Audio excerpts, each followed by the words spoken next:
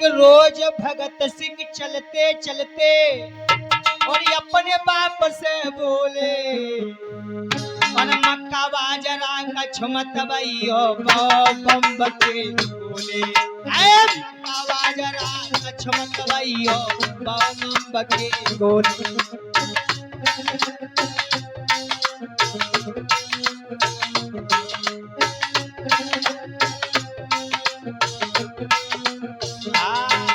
वो 5 वर्ष का बालक कह रहा है परीक्षित महाराज जी अपने पिताजी से, कह रहा है पिताजी धान बाजरा मक्का ज्वार कच्छ मत बोओ।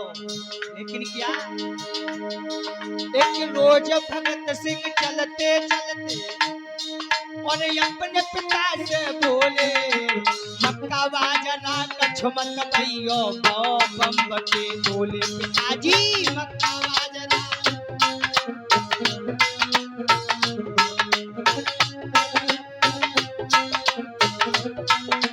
और बोला है परीक्षित महाराज जी, अरे अस्त्र शस्त्र का बीज पिताजी और बाहर से मंगवाना, और अरे 10 बीघा में मेरे पिताजी बंदूकें बप्पाना, 10 बीघा में मेरे पिताजी बंदूकें बप्पाना।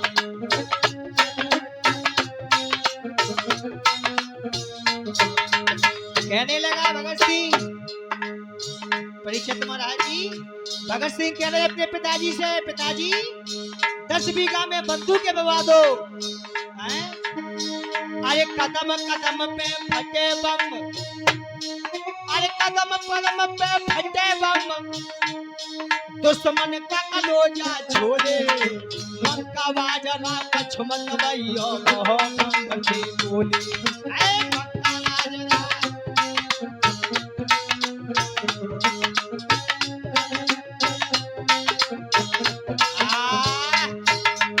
तब हमारा देश आजाद हुआ है, ऐसे हमारा देश आजाद नहीं हुआ। भगत सिंह ने अपनी मैया से कहा कि माँ, और उस समय दूध दही मक्खन खाने के लिए बहुत मिलता था, और अब न मिलते हुए इतने दूध परीक्षित महाराज। तब उसके पिताजी ने उसकी पीठ को थपथपाया, शाबाश मेरे शेर, जब तू बड़ा हो जाए तब इस आजादी की आग में कूदना और अपने पिता का नाम रोशन करना और अपने देश का नाम रोशन करना। तब भगत सिंह धीरे धीरे समय हुआ, भगत सिंह जब 5 वर्ष के हुए उसके बाद आजादी की आग में कूदे। और श्रोता बंधुओं, तो जानते हो ये कृपा किसकी थी? ये कृपा भगत सिंह की मां की थी। भगत सिंह की मां ने अपने बेटा में आग के गुब्बारे भरे थे। श्रोता बंधुओं, कि मेरा बेटा पढ़ लिखे बड़ा होगा, बड़ा होने के बाद अपने देश को आजाद कराएगा। माता पिता को भी पता होता है कि हमारा बेटा आगे चलकर क्या कर सकता है, क्या नहीं करेगा। वो कहते हैं कहावत में कि लाला के तो पाँव पालना में ही मालूम पड़ जाते हैं।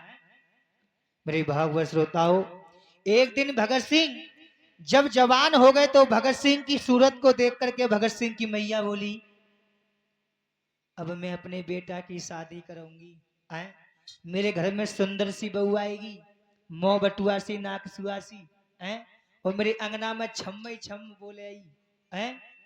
माताओं की सोच होती है कि मेरे बेटा की शादी होगी, घर में बहू आगी।